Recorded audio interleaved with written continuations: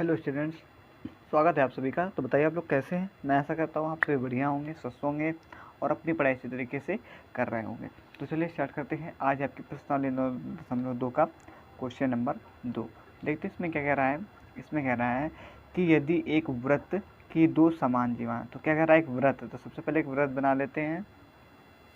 तो ये आपका एक वृत्त बन गया है। देखिए फिर उसके बाद क्या कह रहा है कि वृत्त की दो समान जीवाएँ। तो क्या कह रहा है, दो समान जीवाएँ। तो चलिए दो समान जीवा भी खींच लेते हैं।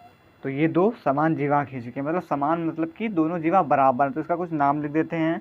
तो यहाँ पर हम लिख देते हैं ये ए यहाँ पर, ठीक है, और ये आपका ए बी। तो ए बी जीवा जो है वो बराबर किसके है, सी डी के बराबर। यहाँ पर सी और यहाँ पर डी। आप अपने मन से कोई भी नाम चाहे तो लिख सकते हैं। यहाँ पर पी क्यू आर एस जो हम चाहें वो लिख सकते हैं, लेकिन हमने ए बी सी डी ज़्यादा उससे समझा तो आप अपने ए बी सी डी लिख दिया, ठीक है। तो ये दो समान जीवा हो गए। मतलब इसका मतलब ये समान का मतलब ए बी जो जीवा है वो बराबर किसके, सी डी के बराबर। और ये इसमें सवाल में कह रहा था कि दो समान जीवा खींची नहीं दी, तो जो कि हमने खींच दी।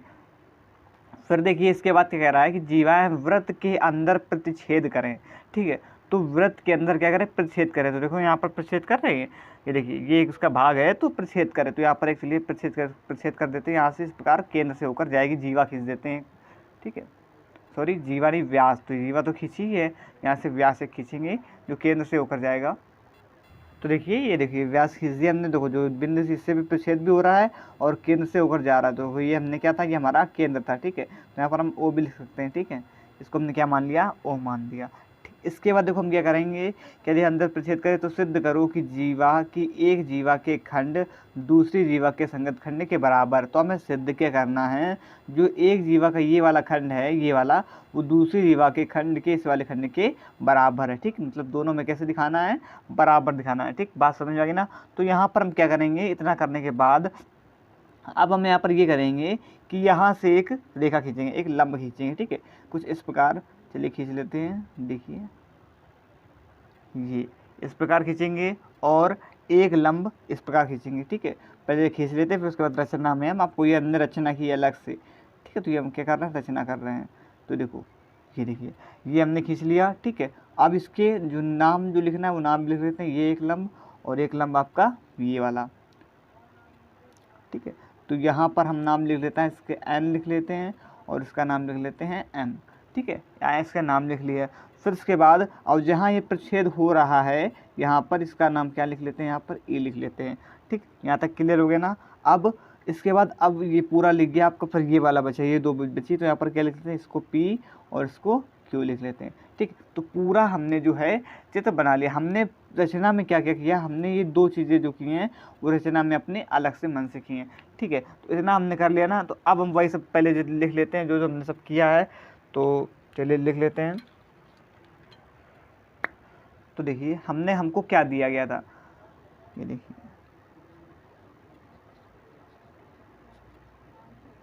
ठीक। हमें सबसे पहले देखेंगे हमें दिया क्या गया था। तो हमें पता था कि जो एक ये वृत्त है तो वृत्त का केंद्र क्या है, ओ है। तो लिख लेते हैं एक वृत्त का केंद्र क्या है, ओ है, ठीक है, ओ।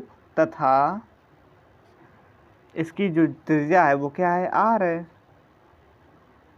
त्रिज्या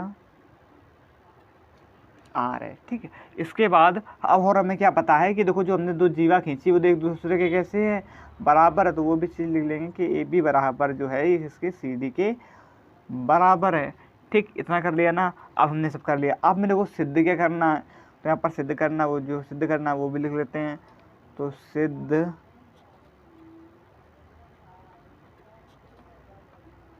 करना है, ठीक है। तो हमें क्या सिद्ध करना है, हमें यहाँ पर सिद्ध करना है कि जो ये दूसरी जीवा के संगत खंड के बराबर है। तो मतलब इसका ये है कि जो ए ई ये वाला खंड है, ये वाला खंड जो है ए ई बराबर किसके, सी ई के, ठीक है। ये वाला खंड ए ई बराबर सी ई की, ठीक, ये वाला पूरा खंड।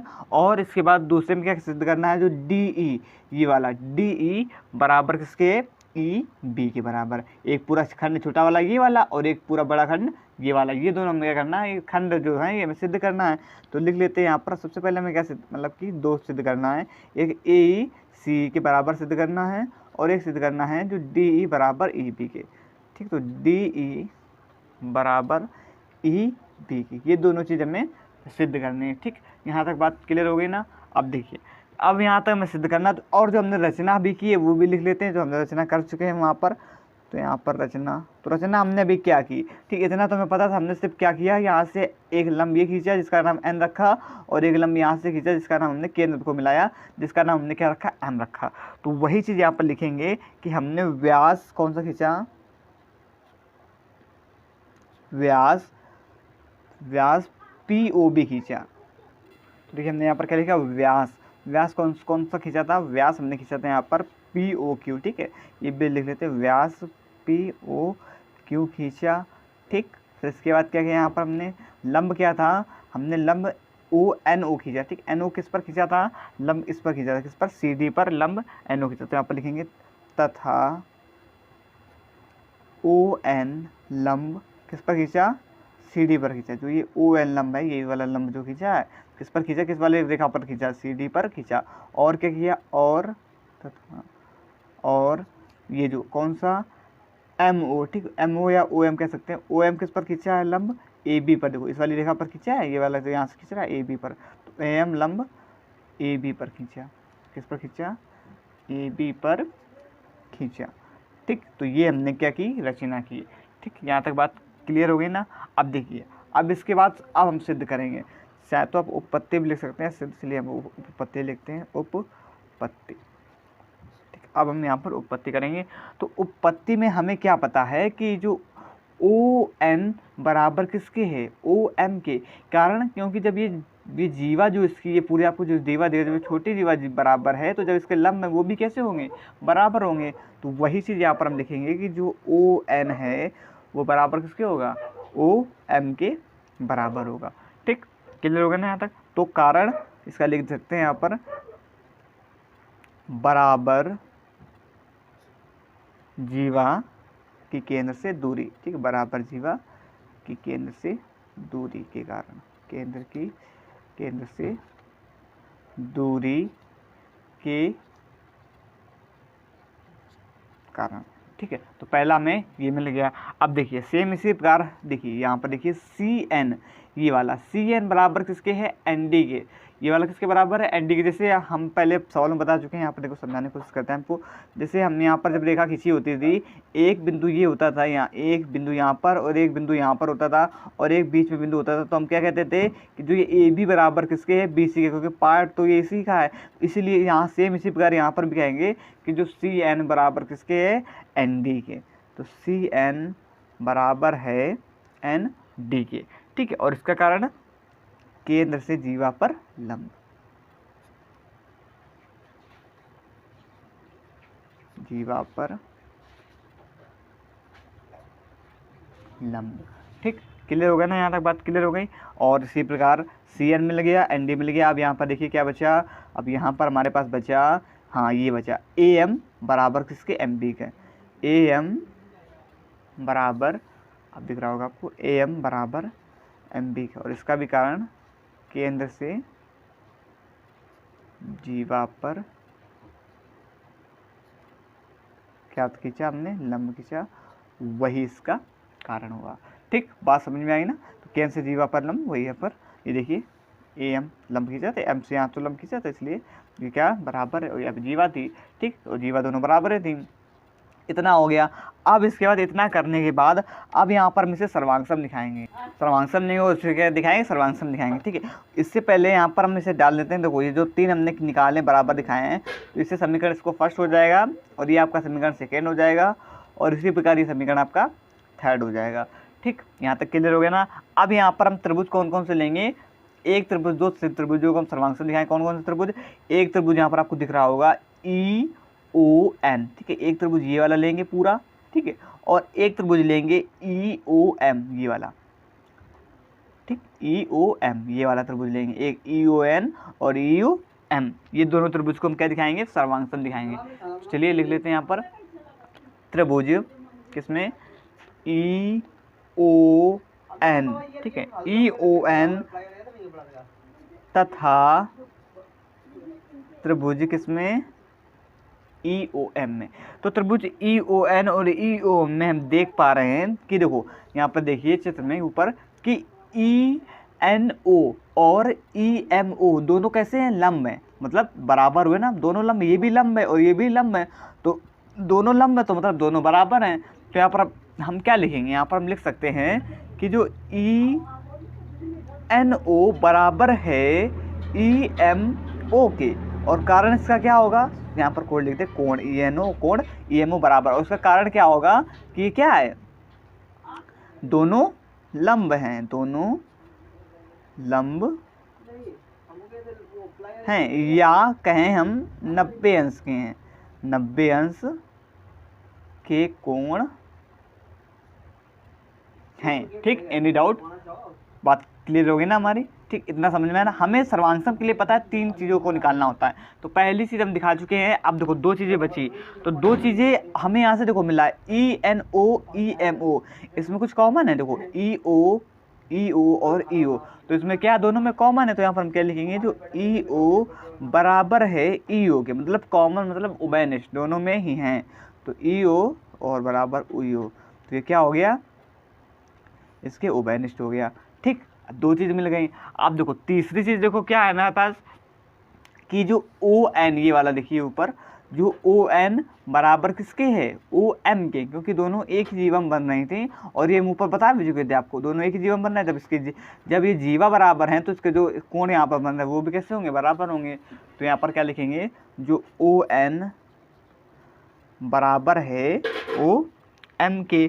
ठीक है, और ये देखो ऊपर हम दिखा चुके हैं, तो यहाँ पर हम क्या लिख सकते हैं, देखिए ऊपर दिखाया हमने आपको, अभी ये देखिए समीकरण फर्स्ट से ओ एन बराबर ओ एम दिखाया, बराबर जीवा के केंद्र से दूरी, तो बस वही इसका कारण होगा कि क्या होगा, बराबर जीवा की केंद्र से दूरी। कारण ये लिख सकते हैं कि समीकरण फर्स्ट से लिख देते हैं, समीकरण फर्स्ट से, क्योंकि उसमें तो दिखाई चुके हैं हम, समीकरण फर्स्ट से, बस आपको जिससे समझ में आए वो लिख सकते हैं। तो देखिए सर्वांगसम के लिए हमने तीनों चीज़ दिखा दी, लेकिन ये देखो ये क्या है हमारे पास, एंगल, ये साइड और ये क्या है साइड, तो ए एस एस, ये तो कोई होता नहीं, हमने ए एस ए पढ़ा है, एस ए एस पढ़ा है, ए एस एस तो कोई नहीं पढ़ा है, तो यहाँ पर हम इसे किससे बराबर दिखाएंगे, जब हमने आपको बताया कि अगर कोई 90 अंश का निकल आए और ए एस एस से ना हो, तो वहाँ पर क्या लगता है, राइट हाइपोटेनियस साइड, तो वहाँ से हम इसे क्या दिखाएंगे, सर्वांगसम दिखाएंगे। तो यहाँ पर हम लिखेंगे हाइपोटेनियस, मतलब जो कोण है वो क्या हो, 90 अंश के, तो इसे हम दिखाएंगे राइट हाइपोटेनियस साइड से। तो यहाँ पर हम किससे बराबर इसको सर्वांगसम दिखाएंगे,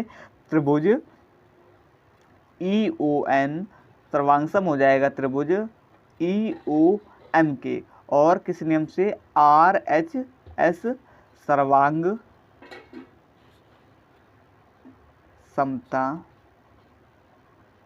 नियम से। नहीं समझ में आया ना, चलिए एक बार फिर से आपको बताने की कोशिश करते हैं। देखिए हमारा ए एस एस का जब सर्वांगसम दिखाते हैं तो वहाँ पर हमारे कुछ रूल एंड रेगुलेशन होते हैं, जिसमें से एस ए एस बनता है, ए एस एस जो है उसमें कोई नहीं बनता है। तो ठीक है, हमने इसके लिए जब हमने पढ़ाया था चतुर्भुज में, जब तो हमने उसे बताया था, उसके सारे नियम जब उसका करवाया था परिचय, तब बताया था कि जब ये ऐसे ना बने और वहाँ पर एक कोई 90 अंश का कोण निकले, एक जो बराबर में 90 अंश का निकले, तो वहाँ पर हम आर एच एस का नियम, राइट हाइपोटेनियस साइड लगाकर उसको हम क्या दिखा सकते हैं, सर्वांगसम दिखा सकते हैं। तो वही चीज़ यहाँ पर हमने की है। ठीक, अब तो बात क्लियर हो गई ना। अब देखिए हमने इसे क्या दिखा दी, सर्वांगसम, और हमें पता है कि अगर हम किसी दो त्रिभुज को सर्वांगसम दिखा दें तो उसकी जो सारी भुजा, सारे कोण, सारे शीर्ष लंब कैसे हो जाते हैं, बराबर हो जाते हैं। तो बस उसी चीज़ का हम इस्तेमाल करके यहाँ पर क्या लिख सकते हैं कि जो ई एन है बराबर किसके हो जाएगा, और ई एम से, और किस नियम से बराबर होते हैं, सी पी सी टी के नियम से। किस नियम से, सी पी सी टी के नियम से, और इसका फुल फॉर्म क्या होता है, corresponding parts of congruent triangle. ठीक, बात समझ में आ गई ना। चलिए लिख लेते हैं नीचे। तो यहाँ पर हम क्या लिखेंगे, जो ई एन ये वाला, एक बार फिर से दिखाएंगे कि देखो ये जो ई एन ये वाला, ई एन बराबर किसके हो जाएगा, ई एम के। तो नीचे लिखेंगे कि ई एन बराबर हो जाएगा ई एम के, और किस नियम से, सी पी सी टी के नियम से। और सीपीसीटी का फुल फॉर्म हमने क्या बताया, corresponding parts of congruent triangle, और हिंदी में से क्या बोलते हैं, सर्वांगसम त्रिभुज के संगत भाग। ठीक, बात क्लियर हो गई ना। अब देखिए इतना हमने कर लिया, तो यहाँ से हमने ई एन बराबर क्या दिखा दिया, ई एम बराबर दिखा दिए, हमें दोनों हमने बराबर दिखा दिए। लेकिन हमें यहाँ पर दिखाना है कि जो ए बराबर सी, हमें ये दिखाना है। तो ठीक है, हमने अभी क्या बताया, बराबर दिखाया, ई एन बराबर ई एम दिखाया।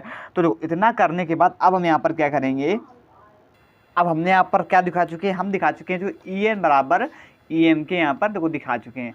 ठीक है, तो यहाँ पर इसको हम डाल देंगे समीकरण फोर्थ।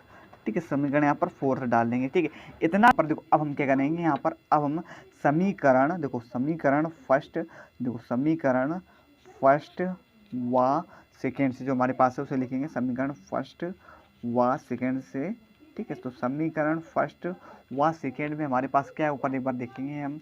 देखिए समीकरण फर्स्ट व सेकेंड, तो देखिए समीकरण फर्स्ट में हमारे पास क्या है, ओ एन बराबर ओ एम है, और समीकरण सेकेंड में क्या है, सी एन बराबर एन डी है। ठीक है, या डी एन में कह सकते हैं। तो वही चीज़ यहाँ पर अब हम लिखेंगे, यहाँ पर हम क्या लिखेंगे कि जो समीकरण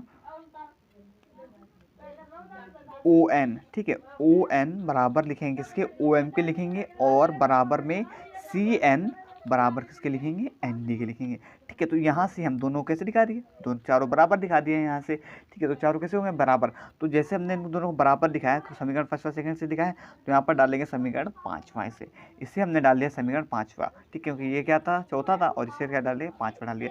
इतना करने के बाद अब हम यहाँ पर क्या करेंगे, अब समीकरण किससे, फोर्थ। ठीक है, समीकरण चौथे में, समीकरण चौथे में देखो हम क्या देख पा रहे हैं, तो देखो समीकरण चौथा कहाँ हमारे पास, ये है। तो समीकरण चौथे में हमारे पास क्या था, ई एन बराबर क्या था, ई एम था। तो यहाँ पर हम क्या करेंगे, समीकरण चौथे में जो डी एन है, ठीक है, जो डी एन बराबर एम बी को जोड़ा गया।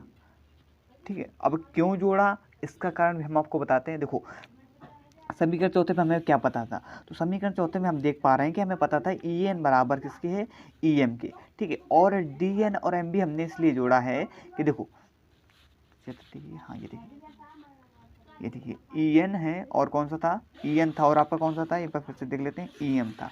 ठीक है, ये देखिए ई एन और एम, और इस पर हमने जोड़ा क्या है, डी एन जोड़ा है, और कौन कौन सा जोड़ा है, एम बी जोड़ा है।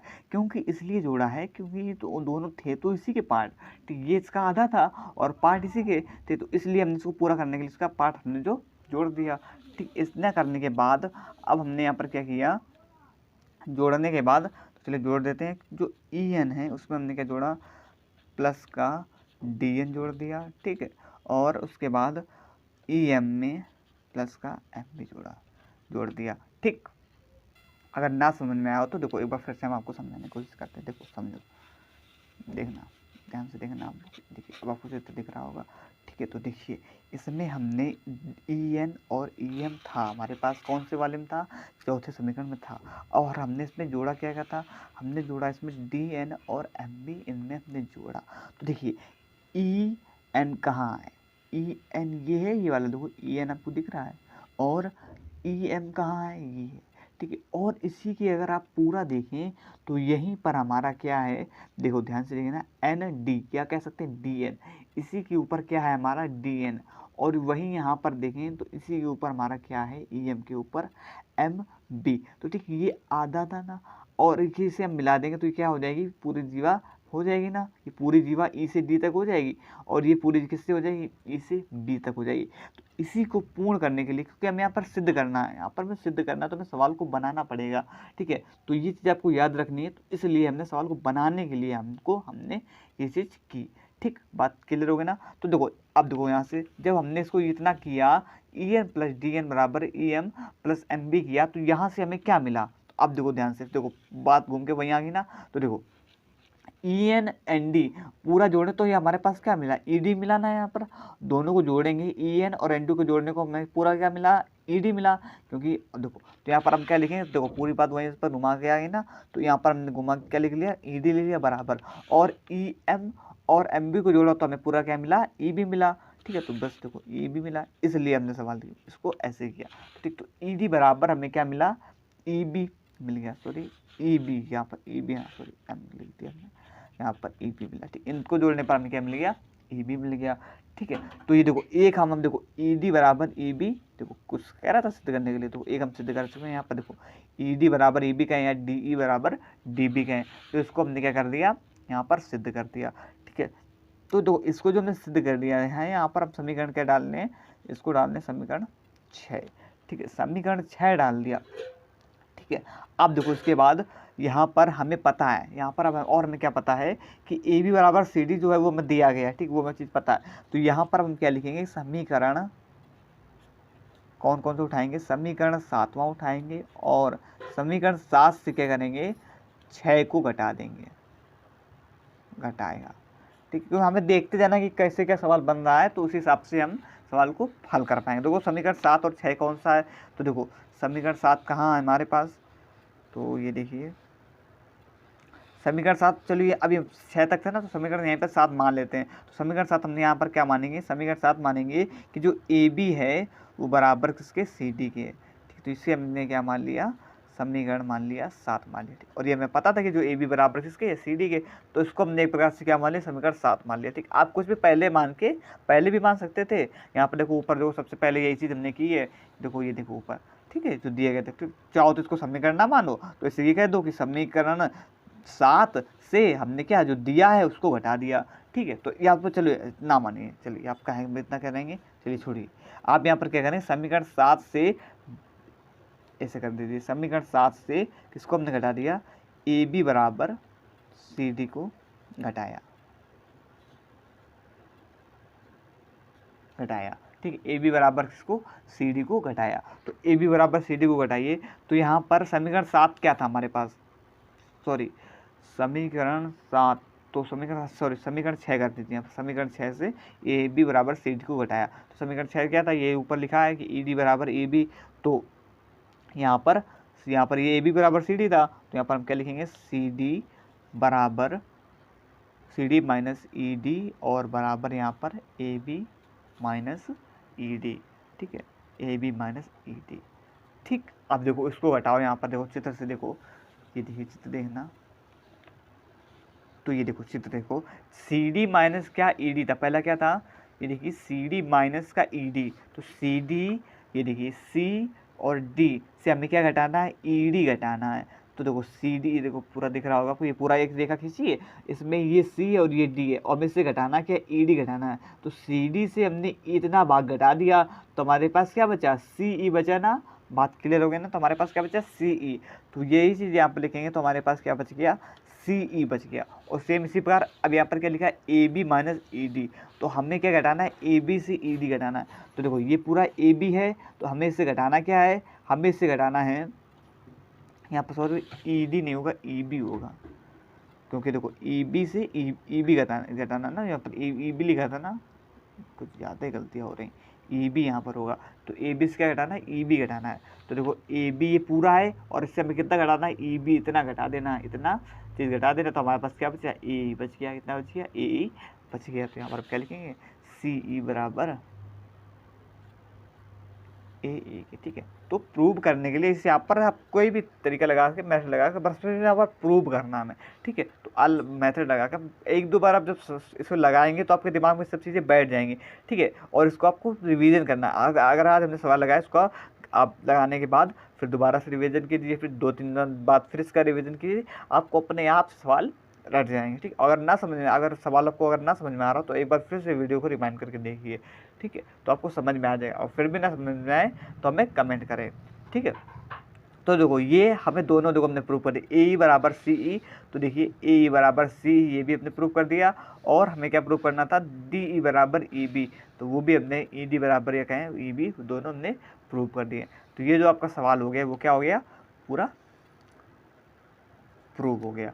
ठीक है, तो आई होप कि आपको समझ में आ गया होगा। आप स्क्रीनशॉट ले सकते हैं, इसलिए ये देखिए, ले लीजिए पूरा स्क्रीनशॉट। यहाँ से सवाल आपका स्टार्ट है, ये सवाल था। ठीक है, यहाँ से पूरा स्टार्ट। ठीक है, चित्र आपको एक एक पॉइंट ध्यान से समझना है। ये देखिए, सिद्ध किया, यहाँ से रचना की, रचना में जो जो था वो किया, उत्पत्ति, उत्पत्ति में किया। ठीक है, यहाँ से बराबर, जो इसको तो बराबर दिखाया, फिर यहाँ पर दो त्रिभुज लिए, उन दोनों त्रिभुज में सर्वांग दिखाया।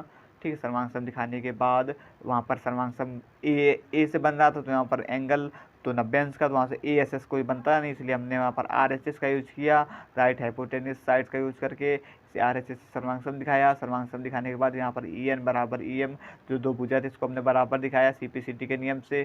फिर इसके बाद क्या किया यहाँ पर, फिर इसके बाद यहाँ पर समीकरण फर्स्ट वह कौन सा लिया, समीकरण सेकेंड लिया। समीकरण फर्स्ट व सेकेंड से ON बराबर जो था वो उसको सबको बराबर दिखा दिया, और जिसको बराबर दिखाया उसको समीकरण 5 डाल दिया। फिर उसके बाद समीकरण 4 में DN बराबर MB को जोड़ दिया।